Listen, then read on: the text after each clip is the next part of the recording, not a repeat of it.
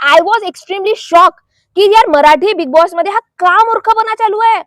Big boss big boss हा different different language मध्ये कन्नड, कर्नाटक तिकडे वगैरे पण सुद्धा येते, गुजरातच्या वगैरे मला माहित नाही, परंतु बहुत साऱ्या लँग्वेज मध्ये आणि इव्हन हॉलिवूड कडूनच हा कॉन्सेप्ट आलेला आहे. तिथं बिग ब्रदर म्हणून नावाचा शो येते, तोच कॉन्सेप्ट घेऊन इंडियामध्ये आलेला आहे. आणि तुम्ही त्यांच्याकडून काहीतरी शिका ना. एखादा शो तुम्ही बनवत आहात, एखादा तुम्ही कोणाच्या कॉपीराईट घेत आहात की बिग बॉस, तर त्या बिग बॉस सारखा वागा ना.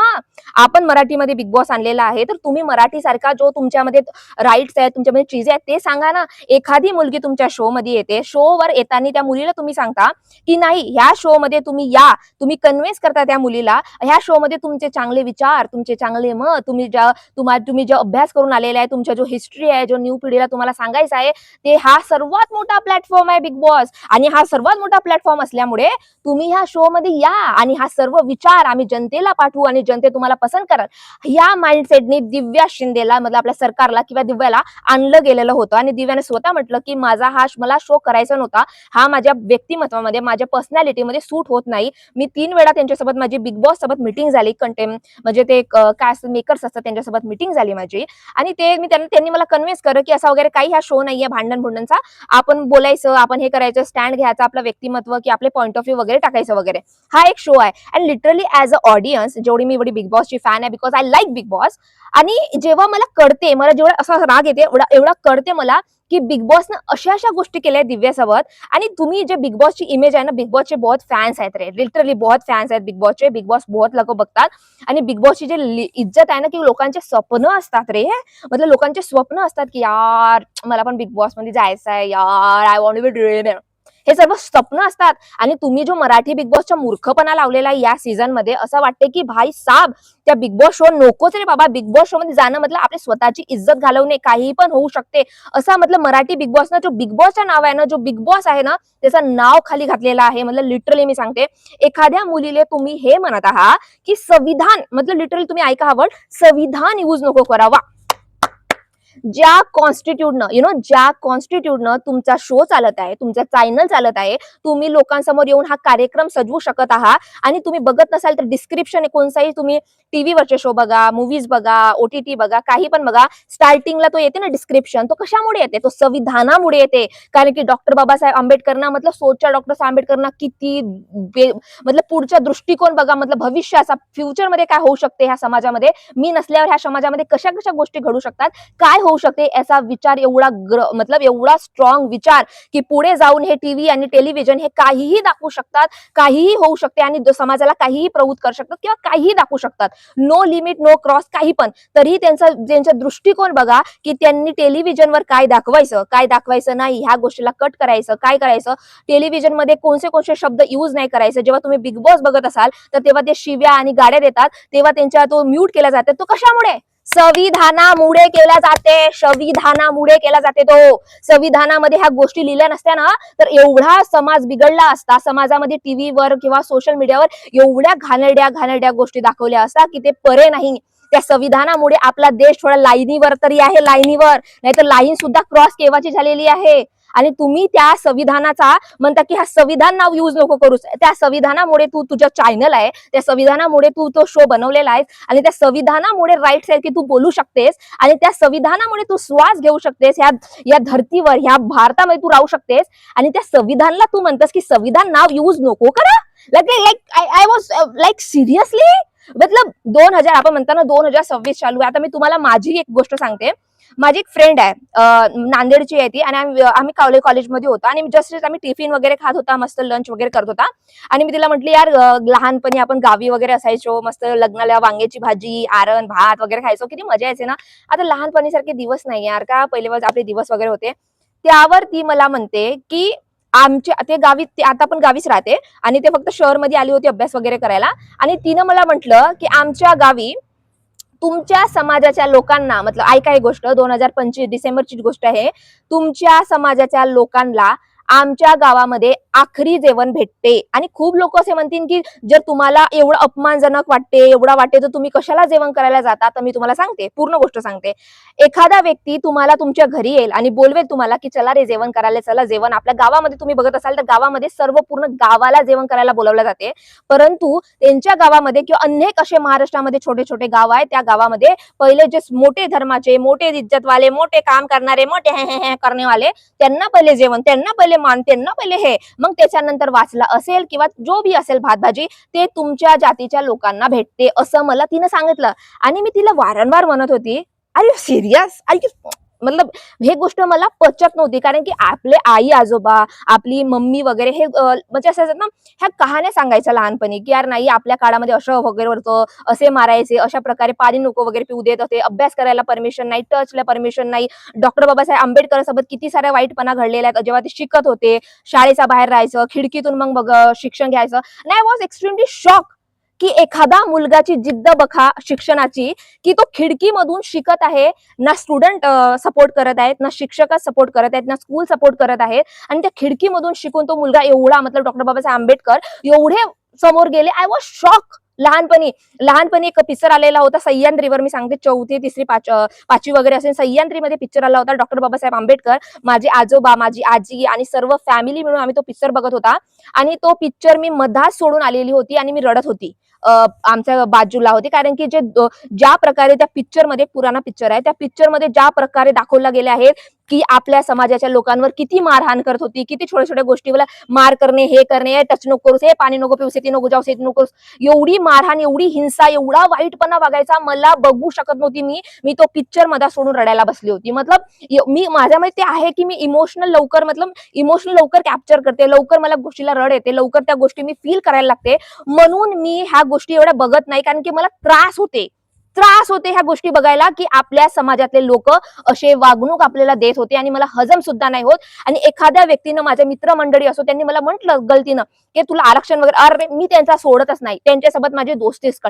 आरक्षण भेटते, आरक्षण भेटते, आरक्षण भेटते, आरक्षण भेटते, आरक्षण भेटते. अरे एवढी वर्ष तुम्ही खाल्ल्यानं एवढे वर्ष आरक्षण एवढे तुम्हाला भेटले, तुम्हाला सर्व भेटले. आमच्याकडे काय होता? काहीच नव्हता. आमच्याकडे साधा मंदिरमध्ये आम्ही गेलो तरी आम्हाला परमिशन नव्हती जायची, काहीच नव्हतं आमच्याकडे.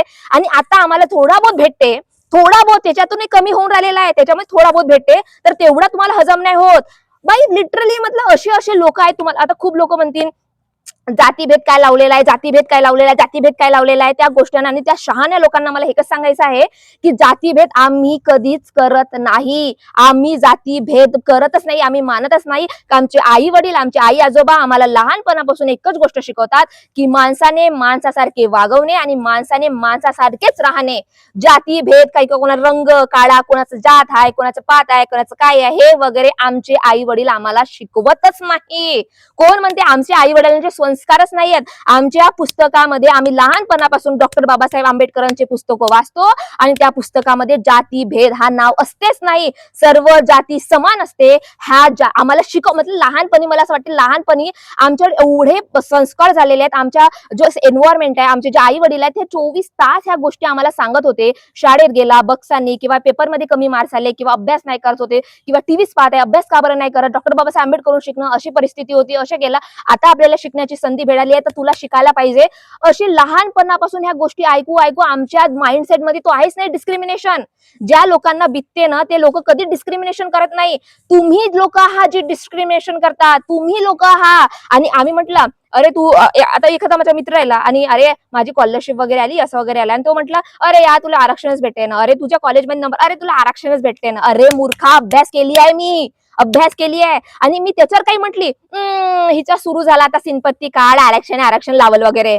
निडे कबूतर, काय म्हणतात, निडे कबूतर. अरे लाज वाटायला पाहिजे तुम्हाला, लाज. जे लोक कॉमेंट मध्ये करतात ना, निडे कबूतर फडफडत करत आहेत, निडे कबूतर, मतलब यू डोंट हॅव एनी छी. मतलब एवढी तुमची शोच आणि तुमची एवढी पात्रता खालची आहे. मतलब तुमच्या आई वडिलांना, मतलब मी म्हणते कोणताच आई वडील असते ते आपल्या मुलांना वाईट संस्कार देत नाही, परंतु मला असते की भाई यांच्या आई वडील यांना शिकवत नाही का, यांना सांगत नाही का की काय बोलायचं काय बोलायचं नाही. आमचे आई वडील आम्हाला कधीच म्हणत नाही की दुसऱ्या जातीला तू नाव बोटो ठेव. इवन मी एक गोष्ट सांगते, माझ्या घरी कधीच बंदीकारक नव्हता की तुम्ही रामाची सिरियल, कृष्णाची सिरियल, हनुमानची सिरियल, पार्वती भाई देवी दैवी कोणाची असे. माझ्या ताईला खूप सिरियल आवडायचं, कृष्णा राम मतलब रामाची, महादेव हे सर्व.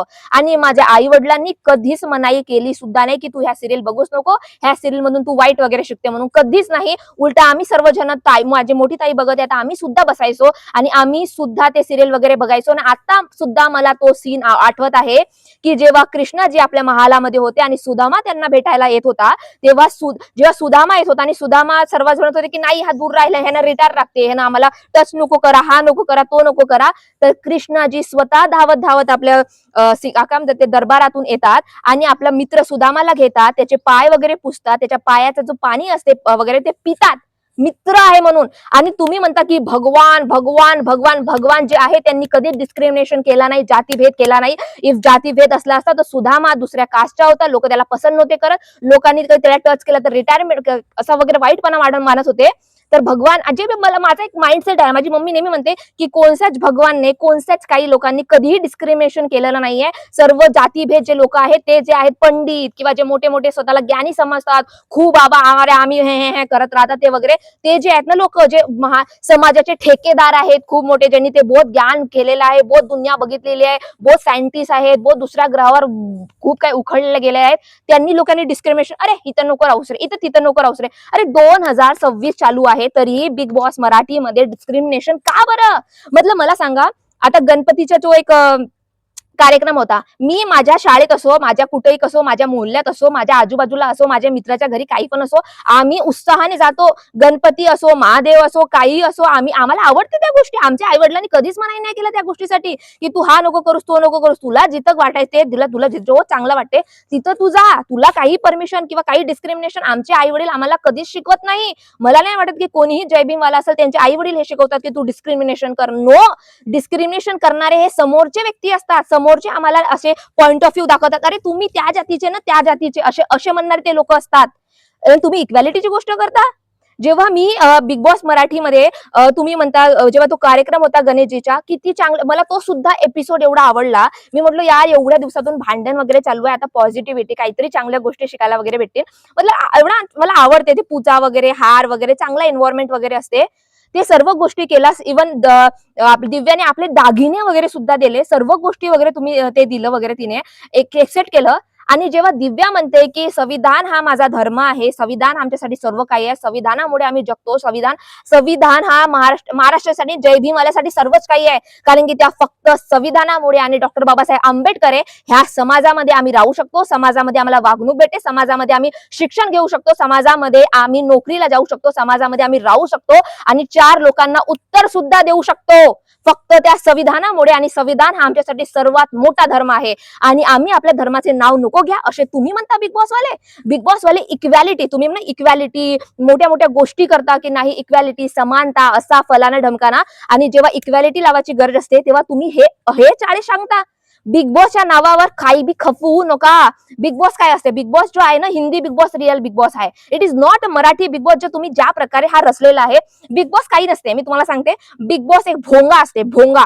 फक्त तो एखादा व्यक्ती असते, त्याच्या आवाजचा बेस खूप छान असते, त्याला बोलवतात, स्क्रिप्ट दिले जातात की हे बोलायचं, आणि हे जे रचणारे जे ढोंग असतात ना ते मेकर्स असतात, मेकर्स. आणि जे महाराष्ट्र ज्या मराठी जो शो बनवत आहेत आणि तिथले जे मेकर्स आहेत त्यांची शोज अजूनही घाणेरडी आहे. का बरं संविधान नाव यूज नको करा? माहित आहे तुम्हाला, माहित आहे, मी सांगते तुम्हाला, कारण की 90% जनता हे हिंदू मधून येते. रामाची, कृष्णाची, गणेशजीची पूजा करणारे लोक आहेत आणि संविधानाचे नाव घेतलं तर आमची 90% जनता हे नाराज होऊन जाईल आमच्या शोवर, आमची टीआरपी लो होऊन जाईल तशी बिन. आणि संविधानाचं नाव घेतला तर मग लोक बघायला सुरुवात नाही करते, लोक म्हणते छी काय आहे हा, आम्ही नाही बघत. अरे मूर्खांनो, तुमच्यामध्ये एवढी बुद्धी सुद्धा नाहीये, तुम्ही फक्त वयाने मोठे होता, तुमची बुद्धीचा विकास का बरं होत नाही?